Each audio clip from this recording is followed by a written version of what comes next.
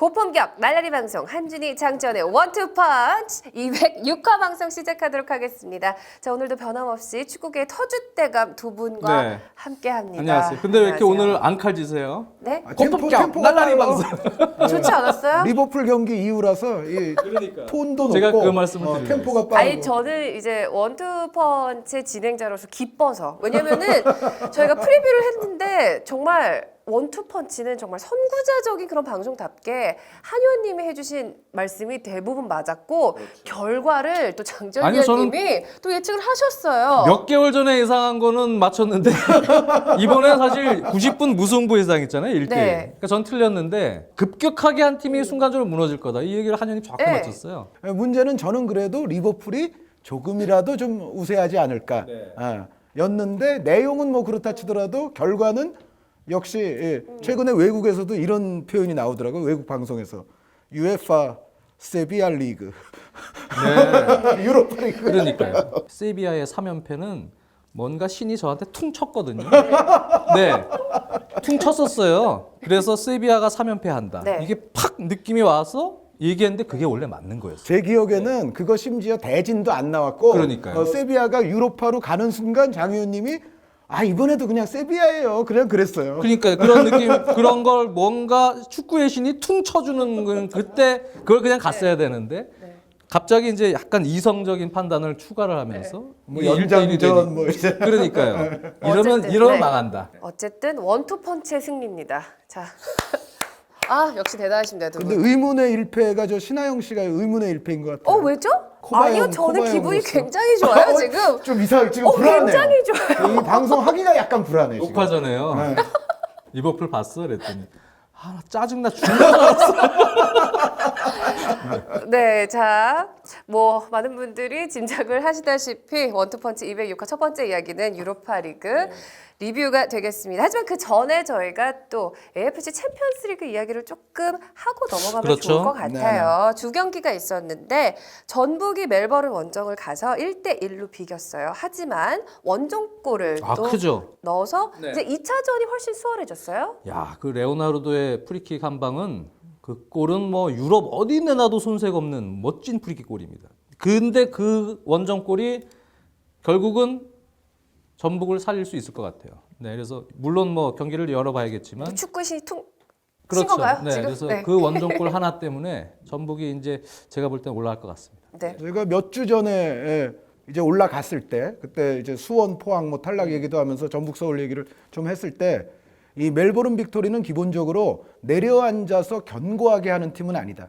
그러니까 어떻게 보면 좀 호주의 그 뭐 럭비 같은 문화처럼 약간 우당탕탕하면서 좀 용감하게 올라오는 스타일이거든요. 그러니까 전북이 1차전에 했던 것 이상의 견고한 밸런스를 잘 갖추면서 역시 한교원 선수라든가 레오나르도 선수를 활용한 또 뒷공간 역습을 시도를 하게 되면 2차전에서도 충분히 우리가 또 홈에서 이길 수 있는 상황이 될 거라고 봅니다. 그리고 이번에 원정을 또 많이 데려가질 않았어요. 그래서 뭐 고무열, 이종호, 김신웅 뭐 이런 선수들이 아예 한국에 남아 있었기 때문에 이런 선수들을 잘 활용을 하고 어차피 멜버른이 상당히 쫓기는 심정일 겁니다. 그래서 원정골을 실점하고 1대1이기 때문에 먼저 어쨌든 멜버른은 골을 넣어야 되거든요. 상당히 공격적인 운영을 하는 것을 오히려 잘 이용을 해서 우리가 도쿄 원정 때부터 전북이 지역 방어를 통해서 우리 원투펀치에서 얘기했듯이 실리적으로 끊어서 들어갈 수 있는 그런 효율적인 공격을 오히려 펼치는 것이 홈에서는 또 유리한 결과가 될 것 같습니다. 자, 축구신 이렇게 통통 치고 왔는지 저희가 다음에 확인을 해보도록 하고요. 네, 맞습니다. 이제 2차전은 FC 서울이 이제 훨씬 더 조심스럽게 접근을 해야 될 것 같아요. 지금 좀 불리한 상황이잖아요. 그렇죠. 원정골을 넣었어야 되는데 넣지를 못하고 0대1로 지고 왔기 때문에 서울은 최악의 시나리오는 막 압도적인 운영을 하면서 거의 한 5골 이상을 넣을 수도 있었는데 2골밖에 못 넣었다. 그래도 인저리 타임에 어이없게 실점 하나를 하면 떨어집니다. 1대2로 2대1로 이겨도. 그러니까 무조건 한 골을 먹히면 3골을 넣어야 되는 상황이기 때문에 그래서 결국은 실책 없이 초반에 선제골을 먼저 넣는 것이 중요하거든요. 네. 전체적인 운영을 주도해서 가더라도 빌드업 시에 실책 없이 먼저 선제골을 넣는 게 서울 입장에서 제일 중요하기 때문에 선수들의 어떤 허리라인에서의 패스 집중력 이것이 이제 절대적으로 요구가 되는 경기가 가 되겠죠. 네. 네, 맞습니다. 자, 2차전에서 또 두 팀이 좋은 소식 들려줬으면 좋겠고요. 자, 그럼 원투펀치 206화 첫 번째 이야기 본격적으로 시작하겠습니다. 아까 예고해드렸던 대로 유로파 리뷰를 시작할 텐데요. 갑자기 정신이 좀 혼미해지는데 괜찮습니다. 네. 리버풀과 이제 세비야가 결승전에서 맞붙었는데 결과는 어떻게 됐더라요? 지금 반말하는 거예요? 어떻게 됐을까요? 네. 기억이 잘 안 나요. 세비야가 축구사에 전무후무할지도 모르는 기록을 그러니까 한 세웠어요. 경기로 올 시즌 리버풀의 어떤 형태, 문제점을 다 드러낸 것 같아요. 그러니까 리버풀이 올 시즌 전체적인 운영을 보면 기복이 일단 심합니다. 잘할 때 상당히 잘하고 또 이거 무기력할 때 무너질 때는 밸런스 다 흐트러지고 무너지는 경우들이 많은데요. 이날도 보면 사실 경기 전에 저는 개인적으로 요즘에 엠넷 찬과 밀러의 허리 라인이 공수 전환 시에도 상당히 불안했고 그리고 공격 시에도 밀러 선수가 좀 공격적으로 많이 나가다 보니까 찬 선수는 예전에 초반에 좋았을 때보다는 부상 복귀 이후에 조금 폼이 떨어져 있는 단계였거든요. 그러니까 미스도 좀 많고 그래서 이 라인이 좀 약간 불안했기 때문에 오히려 전방 압박이 좀 취약한 스터리지 대신에 피르미누를 제로톱처럼 전방에 놓고 조엘런 선수를 엠레찬의 파트너로 놓으면서 밀러 선수는 오른쪽 미드필더인 것처럼 보이지만 중앙을 도와주는 역할 그런 식으로 돼야 밸런스가 잡힐 거라고 저는 생각을 했었어요. 근데 모르겠습니다. 클롭 감독은 그대로 최근에 나타났던 베스트 11 전형을 똑같이 들고 나왔어요. 그래서 최전방에 스터리지를 기용을 하고 허리에 엠레찬과 밀러를 넣었는데 우려했던 것보다는 전반전에 상당히 잘했습니다. 판정 운이 좀 따르지 않았던 부분까지 고려하면 그렇죠. 잘했어요. 네. 전반전 잘했어요. 상당히 우려했던 것에 비해서는 압박의 기동력, 전체적인 밸런스가 좋았는데요. 근데 저는 이제 두 가지 점을 리버풀 입장에서 느낀 게 상대적으로 후반에도 조금 걱정이 됐던 게 세비야는 그래도 바네가라는 존재가 있습니다. 네. 그러니까 상대가 압박이 들어와도 꾸역꾸역 대충 그래도 그거를 벗겨낼 수 있는 플레이메이커가 있어요. 어떤 주도권 흐름을 내줬을 때 리버풀은 리그 경기에서도 그랬습니다만 중심을 잡아주는 플레이메이커가 없습니다. 그래서 한 번 밀리면 계속 롱볼이 나가고 빌드업이 안 되면서 무너지는 경우들이 있는데 그게 후반전 시작하자마자 20초 만에 먹은 골은 사실 어쩔 수 없었습니다. 근데 문제는 그 다음부터 실질적으로는 52분부터 62분 사이에 그 10분 사이에 리버풀이 스스로 무너졌습니다. 스스로 풀질 못했습니다. 자신들이 주도권을 잡고 공격을 나갈 수 있는 부분. 그러니까 리버풀의 클롭 감독의 색깔이라는 것은 개개 프레싱. 상대 공격 진영에서 공격이 돼야 그래야 거기서 뺏기더라도 거기서 다시 압박이 들어가서 전체적인 밸런스 리듬을 유지하는 팀입니다. 거기까지 못 가면 상당히 불안한 팀입니다. 그러니까 일단은 거기서 공격 지점까지 공격이 돼야 되거든요. 근데 이 10분 동안 어떻게 보면 마의 10분, 이 10분이 그냥 경기를 다 끝내버렸는데 20분 동안 리버풀은 스스로 빌드업에서 미스가 계속 나오고 또 그냥 빌드업을 쉽게 가도 되는 걸 롱볼로 처리하고 하면서 자신들의 주도권을 완전히 잃어버렸어요. 세비야가 잘했다기보다는 세비야가 거기서 스스로 자기들이 주도권을 잡아버렸습니다. 그리고 밀고 나가서 득점이 연속으로 된 건데요. 그러니까 전체적으로 보면 올 시즌 나타났던 리버풀의 문제점들, 기복, 또 여러 가지 허리에서의 중심을 잡아주는 어떤 플레이메이커, 압박이 들어올 때 풀어줄 수 있는 선수의 부재, 여러 가지가 다 엉켰고 그러다 보니까 후반전 운영에 있어서도 72분서에 조엘런 선수 투입되고 렐라나가 아웃이 되면서 4-4-2 다이아몬드로 잠깐 변화를 해줬거든요. 그것도 고육지책일 수밖에 없는 그런 혼란만 초래를 했고 그 이후에 거의 3백과 유사한 그런 벤테케까지 투입을 하면서 한 무리수는 그건 아무도 도움이 안 됐어요. 그러니까 전체적으로 그 10분, 후반 초반의 10분이 모든 걸 얼그러뜨렸다. 이렇게 봐야 될 것 같습니다. 그 장 의원님 말씀 중에 이것이 어떻게 보면 리버풀의 올 시즌의 문제점의 축소판 같은 상황이다. 그 말씀에 아주 100% 동의를 하는데 왜 그러냐면은 리버풀은 사실 물론 이 세비야전에서는 좀 기대치에 못 미친 쿠티뉴 선수라든가 뭐 피르미누 선수라든가 이런 부분들이 있고 렐라나 선수 같은 경우는 전반에는 잘했다가 또 후반에는 급격히 영향력이 줄고 뭐 이런 상황이었는데 그렇다 손 치더라도 일단 2선 공격형 미드필드 라인은 리버풀이 좋은 선수들을 갖추고 있잖아요. 근데 리버풀의 문제가 뭐냐? 이들을 통제하고 살려줄 수 있을 만한 후방 쪽에 플레이메이커가 없어요. 그거는 리버풀이 지금 현재 멤버 구성에서 올 시즌 안고 있었던 가장 중요한 문제들 가운데 하나입니다. 근데 결국 지금 말씀하신 것처럼 바네가 수준의 플레이메이커를 리버풀은 지니지 못했기 때문에 앞 2선에 좋은 공격형 미드필더들이 있어도 이것을 효과적으로 유기적으로 통제해 줄 수 있는 선수가 없다는 거죠. 그래서 어차피 이번 또 이제 여름 이적 시장이 돌입을 하는데 리버풀이 보강해야 될 포인트 중에 하나라고 생각이 됩니다. 패스 능력을 갖춘 수비입니다. 엠레찬 선수는 사실 열심히 뛰어서 뭐라 그러긴 좀 미안해요. 근데 꼭 결정적인 미스들이 나오거든요. 그러니까 100% 신뢰할 만한 사령관은 아니죠. 비아레알 상대할 때는 물론, 근데 비아레알 상대할 때는 또 찬 선수가 좀 돋보일 수 있는 이유가 비아레알은 계속 내려와 있는 시간이 길거든요. 근데 세비야는 그렇지가 않죠. 그러니까 세비야 같은 팀을 상대할 때는 찬 선수가 사령관이다. 이거는 약간 불안한 요소이면 틀림이 없어요. 클럽 감독님이 이 방송을 좀 꼭 좀 보셨으면 좋겠습니다. 아니 저희보다 훨씬 이미 다 알고 계시죠. 아니 모르는 것 같아요. 판정은 어떻게? 저는 솔직히 판정에 불만이 분명히 있겠죠. 억울할 수 있는. 안타깝죠. 네. 왜냐면은 유럽 무대에서 좀 리버풀 팬들의 입장에서 리버풀이 좀 잘해줬으면 좋겠다라는 소원을 지금 굉장히 오랫동안 갖고 있어서 기대도 많이 했고 또 많은 전문가들이 사실 리버풀의 우세를 또 많이 얘기를 했단 말이에요. 하지만 뭐 졌습니다. 네, 실제로 리버풀의 최근 전력을 고려해 볼 때 리버풀이 약간 앞서 있었던 것만은 사실이죠. 또 세비야는 요즘 물론 리그 버리고 다 유로파 올인이라고는 하더라도 리그 폼 자체가 세비야는 그렇게 좋지는 않았거든요. 그래서 전체적인 정황은 그런데 또 아까 이제 기술적인 플레이메이커의 부재에 관한 아쉬움을 말씀을 드렸습니다만 이번에는 약간 정신적인 걸 얘기하면 저는 그래도 스티븐 제라드 같은 유형의 또 정신적 리더의 부재도 조금 아쉽긴 했어요. 그러니까 예전에 리버풀이 정말 막 기적을 일으키고 이럴 때 보면은 그때는 사실은 팀에 정신 강한 선수들이 좀 많이 있었던 것 같아요. 그러니까 뭐 제라드 선수 뭐 당연하고 뭐 디트마 하만이라든가 뭐 상당히 강인한 유형의 선수들이 있었는데 지금 보면은 이제 그런 어떤 좀 불리한 상황에 빠지고 이미 역전을 당하고 뭔가 우리가 좀 이제 문제가 발생할 것 같고 하는 상황에서 좀 더 화이팅을 일으키고 좀 다잡아서 경기 분위기를 다시 돌릴 수 있는 뭔가 그런 리더도 리버풀이 이번 경기에서는 좀 없지 않았나라는 생각이 있어요. 자, 여름 이적 시장을 기대를 좀 해보도록 하겠습니다. 아니 좋은 일 같아요. 리버풀이 이제 온전히 리그에 집중을 하면 돼요. 우승 갑시다.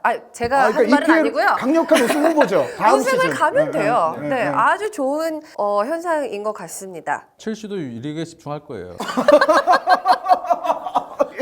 저희 한번 우승컵을 두고 다퉈봐요. 그래요. 네. 저 이건 약간 여담인데 편집하셨을 수도 있는데 이 리버풀 팬의 입장에서 봤을 때 사실 전반적으로 굉장히 만족스러웠어요. 편집 절대 안 하실 거예요. 왜냐면은 아주 잘했어.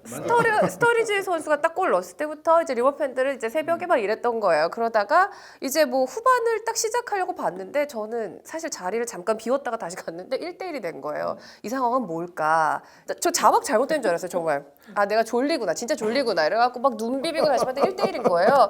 그러다가 이제 갑자기 막 역전골이 터진 거예요. 그러다가 쐐기골이 터졌는데 정신이 혼미해지기 시작하는 거예요. 그러면서 이제 세비야가 딱 보이는데 이제 모음이 탈락하기 시작하는 거예요. 그래서 시읍, 비읍, 이응밖에 안 보여요. 야, 그거 웃긴데? 네, 시읍, 비읍, 이응이 보이는 거예요. 그게 자꾸 이렇게. 자, 세비야가 이제 3연패, 유로파 리그 3연패라는 정말 뭐 굉장한 기록을 세웠어요. 어떤 의미가 있는지 간단하게 좀 설명을 좀 부탁드릴게요, 한준희 위원님. 2연패를 한 경우가 뭐 세비야라든가 뭐 레알 마드리드 그것도 몇 번 안 돼요. 그런데 이 UEFA 컵일 때부터 이게 일정한 등수 범위 안에 들어야만이 여기 나갈 자격이 부여되는 거 아닙니까? 그렇기 때문에 더더욱 2번 연속 우승도 힘든 거예요. 그러니까 뭐 예를 들어 뭐 레알 마드리드 같은 팀이든 뭐 바르셀로나 같은 팀이든 이 팀들도 유에파컵에 나갔던 적이 있어요. 그런데 그렇다고 해서 그 다음 해까지 다시 이 순위에 있을까요? 그건 아니거든요. 그러니까 항상 유로파 리그에 출전할 수 있는 권리를 어떻게든 얻어내서 우승까지 간다? 이거는 확률적으로 정말 챔피언스리그 2연패보다도 더 힘들지도 않을까라는 생각이 있어요. 챔피언스리그는 예전에 출전팀이 적기 때문에 옛날에는 그런 게 이제 가능했던 사례들이 있지만 우에파컵은 전통적으로요 출전팀이 많아요. 그리고 많이 바뀌어요 팀들이. 그런 상황에서 우에파컵의 전통 과거부터 따져서 지금 유로파리그까지 상황을 놓고 봤을 때는 3연패라는 건 이건 사실 상당히 나오기 힘든 기록이에요. 전무후무할 가능성이 있습니다. 그렇습니다. 네. 혹시 내년에 4연패도 가능할까요? 4연패는 아니라고 봐요, 저. 저 지금 얘기할게요. 네, 4연패는 안 된다. 네. 그럼 매우 낮은 확률이니까 4연패를 하라는 얘기는 세비야 보고 또 챔피언스리그 조별리그 떨어지라는 얘기거든요. 네, 그러잖아요. 네, 그래서 이 말은 네. 제가 네. 할 수가 없어요. 저 장 의원님 따라갈게요. 던졌는데 이게 안 확률이 보시네. 높아요. 네. 그 세비야 팬들 욕해요. 그 얘기는. 챔피언스리그 조별리그 또 떨어지라는 얘기예요. 안 무시네. 제가 툭 던져봤는데. 네, 알겠습니다. 자, 아무튼 세비야가 이제 3년 연속 우승컵을 들어올리면서 이제 유로파 리그, 세비야 리그가 됐습니다. 자, 저희가 이 경기 자세하게 알파신을 통해서 분석해 보도록 하겠습니다. 네, 리버풀과 세비야의 유로파리그 결승전 경기를 알파신을 통해서 저희가 분석을 해드리도록 하겠습니다. 사실 전반전만 놓고 봤을 때는 세비야보다 리버풀이 못하지는 않았거든요. 오히려 훨씬 잘했죠. 네. 압도했죠. 네, 압도적이었다고 표현을 해도 괜찮을 것 같아요. 이왕 진 거니까. 하지만 저희가 이제 앞에서 말씀을 드렸던 대로 후반에 들어서 네. 급격하게 한 10분 내외로 리버풀이 무너지기 시작했습니다. 그렇죠. 그것도 스스로. 자, 그 장면을 저희가 직접 집중적으로 한번 분석을 해보도록 하겠습니다. 그러니까 이 경기는 전반전의 압도적인 운영. 사실 1대0 말고 리버풀 팬들 입장에서는 이번에 또 논란이 됐던 핸드볼 3개. 판정에 대한 불만도 있을 수 있습니다. 그래서 개인적으로도 모르겠습니다. 한 의원님 어떻게 생각할지 모르겠지만 저도 3개 중에는 1개 정도는 줄 수 있었다. 네, 이렇게 생각하는 사람인데. 저도 그렇게 생각해요. 네. 그런 이제 아쉬움이 있을 수 있겠습니다만 사실 그런 문제보다는 이 경기의 전체적인 맥락을 봤을 때는 후반전 초반 운영에 있어서 리버풀이 오히려 스스로 자멸한 것이 더 큰 원인이 됐다고 생각이 들거든요. 네. 그래서 그 부분에 대해서 한번 생각을 해보겠습니다. 자, 이것이 이제 52분입니다. 네. 콜로투레 선수가 끌고 들어왔습니다. 네, 그래서 이제 빌드업이 되는데 리버풀은 앞서도 제가 언급을 해드렸습니다만 이 개개인 프레싱 자체가 이 상대 박스 안까지 공격이 좀 전개가 돼야 여기서 볼 소유권을 잃어도 여기서 다시 빠른 재압박, 탈취하는 과정까지 적극적인 압박 속에 볼을 쟁취해서 들어가는. 그래야 전체적인 공수 간격이나 또 전술적인 리듬도 살아서 세컨볼 싸움까지도 유리하게 선점을 할 수 있는 그런 과정이 되는데 일단 빌드업 과정이 공격 진영까지 계속 전개가 되면서 주도권을 잡을 수 있어야 됩니다. 리버풀이요. 그런데 지금도 보시면 이제 52분 상황인데요. 네, 콜로투레의 패스미스가 나옵니다. 자, 이 과정은 54분입니다. 네, 이후에 다시 주도권을 넘겨줘서 한 1분 30여 초 동안 세비야가 또 공격 주도를 하던 상황에서 54분에 다시 한번 리버풀이 또 볼 소유권을 잡아냈습니다. 지금 보시면 센터백 로브렌과 콜로투레 네, 두 명이 이제 크게 벌어지면서 엠레찬 선수가 뒤로 빠져서 이제 빌드업이 시작이 되는데 앞서도 말씀드렸습니다만 리버풀은 확실한 플레이메이커 빌드업에서 패스를 통해서 중앙부터 시야가 확보된 채 전개를 시켜줄 수 있는 안정된 루트 이것이 좀 부족합니다. 네, 그러다 보니까 로브렌 선수가 미뇰레에게 백패스를 하고 그냥 롱킥이 전개가 됩니다. 네. 네, 이 불확실한 롱킥 속에 세컨볼 싸움이 또 벌어지는데요. 이 싸움에서 헤딩 클리어링 불확실한 아직도 볼 소유죠. 네, 우당탕. 네, 여기서 또 지금 보시면 제임스 밀러 선수가 볼 처리가 더 불안하면서 볼을 뺏기는 상황입니다.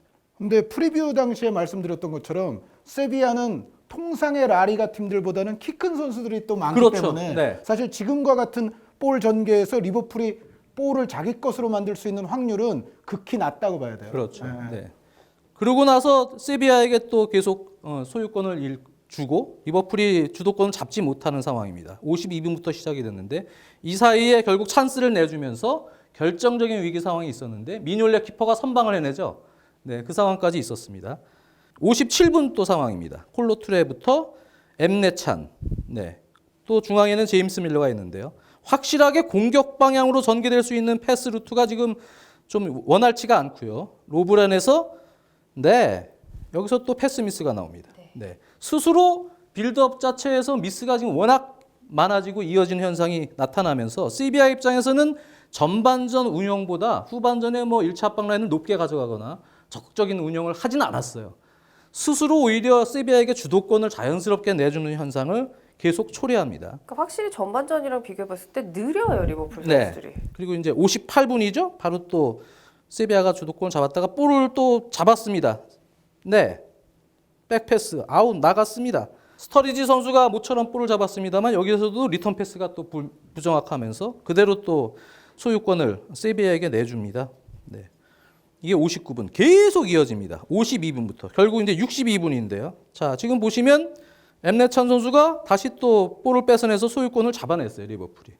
숫자가 리버풀 선수들이 하나, 둘, 셋, 넷, 다섯, 여섯, 네.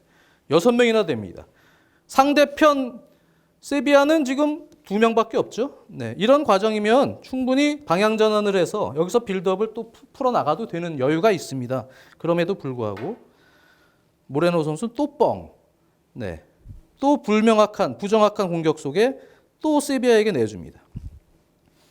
그리고 나서 62분 28초인데요. 바로 이 다음 공격 전개에서 실점합니다. 네. 62분 54초죠. 비톨로 선수의 돌파 이후에 패스를 주고 네. 다시 리턴 패스를 잡아서 코케 선수의 마무리가 됩니다. 네. 결국은 52분부터 62분 딱 10분 사이에 리버풀은 본인들이 잘하는 전방에서부터의 압박으로 볼을 탈취해서 나가서 다시 세컨볼에서 세컨볼을 잡고 경기를 주도하는 흐름을 단 한 번도 만들어내지 못하고 스스로의 패스 미스, 스스로의 부정확한 빌드업을 통해서 세비야에게 그대로 흐름을 내주고 실점까지 가는 과정입니다. 자 이렇게 역전까지 당했습니다. 네. 그래서 이 흐름을 극복하기 위해서 클롭 감독이 실점 63분에 실점한 이후에 오리기 선수를 투입을 합니다. 네, 그리고 피르미누 선수, 세컨 스트라이커였던 피르미누 선수를 빼는데 스터리지와 오리기 선수의 투톱 체제가 확실하게 조직적으로도 그렇고 또 전방 압박이나 이런 능력이 피르미누가 있을 때보다 더 좋았다고 볼 수가 없고요.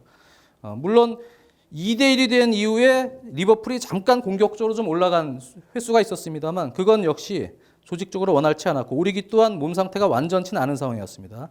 그리고 나서 지금 68분, 69분인데요. 네, 지금 보시면 엠레찬 선수의 또 미스가 나옵니다. 네, 여기서 또 볼을 끊기고 바로 이어진 이 장면에서 자 바네가 선수의 네 패스할 때 온사이드 위치입니다. 이미 패스할 때요. 그래서 여기서 뭐 굴절이 됐던 어떤 건 상관없이 이미 온사이드인데 부심이 이제 모르고 깃발 들었죠. 잘못 본 상황인데요. 네, 여기서 코케에게 또 실점합니다. 네. 네. 쐐기를 막았어요. 네, 그러니까 결국은 이 경기는 리버풀이 세비야가 후반전에 어떤 변화를 통해서 무언가 반전을 시킨 네, 그러한 전략적인 승부라기보다는 리버풀 선수들이 후반 초반에 스스로 무너졌다고 하는 것이 맞을 것 같아요. 네. 네, 그런 부분에서는 올 시즌 나타났던 리버풀의 어떤 경기력 기복, 네, 그것이 이 경기에서 전후반 좀 극명하게 나오지 않았나 생각이 듭니다. 네, 자 이렇게 해서 이번 시즌 유로파리그 우승컵은 세비야가 들어 올렸습니다. 리버풀은 준우승을 거뒀습니다. 신하영 아나운서도 네. 감정의 기복이 심했던 하루였어요. 네, 오늘 조금 막 모험도 탁락하고 뭐 여러 가지 일들이 많았습니다.